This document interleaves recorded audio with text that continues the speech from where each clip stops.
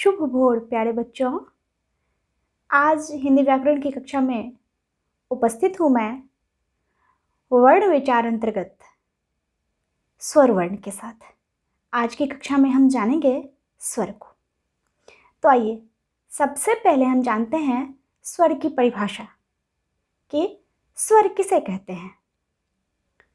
तो जिन ध्वनियों को बोलते समय हवा फेफड़ों से सीधी कंठ से बाहर आती है स्वर कहलाती है। यानी जिन ध्वनियों को बोलते समय हवा फेफड़ों से सीधी कंठ से बाहर आती है उन्हें क्या कहते हैं? उन्हें स्वर कहते हैं। या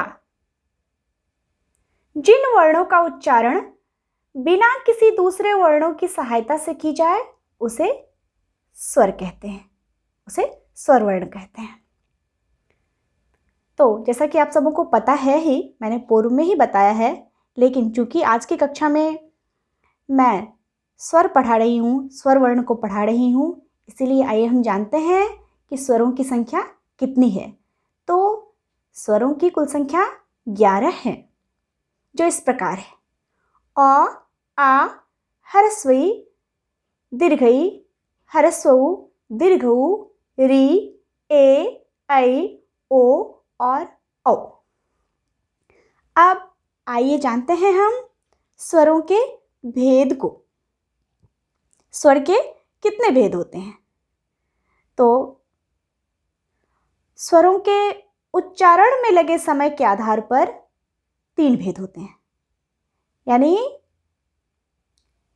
स्वरों का जो बंटवारा है वो किसके आधार पर है? उच्चारण में लगे समय के आधार पर।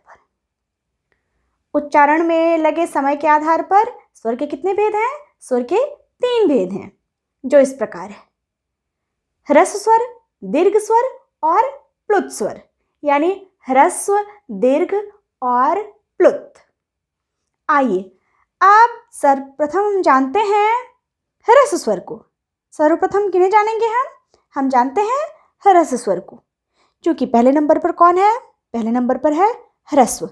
तो आइए जानते हैं ह्रस्व स्वर की परिभाषा। जिन स्वरों के उच्चारण में कम समय लगता है उन्हें क्या कहते हैं? उन्हें ह्रस्व स्वर कहते हैं। ये 4 हैं। इनकी संख्या कितनी है?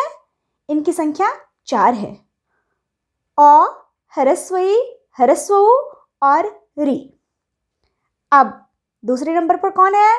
दूसरे नंबर पर है दीर्घ स्वर,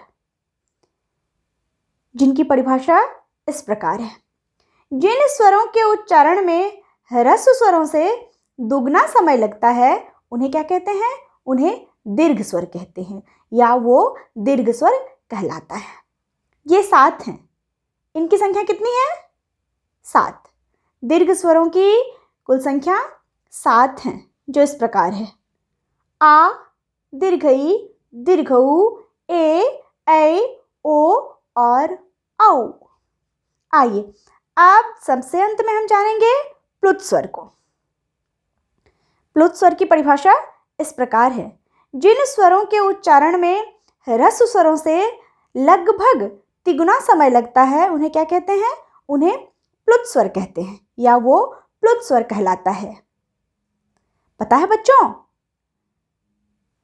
ये जो है प्लुत स्वर, इनका प्रयोग प्रायः पुकारने में होता है।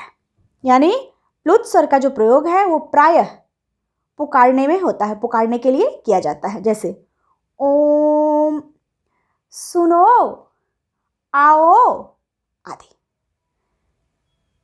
ठीक है बच्चों, आज की कक्षा में बस इतना ही। आगे की कक्षा में हम मिलेंगे व्यंजन के साथ। धन्यवाद बच्चों।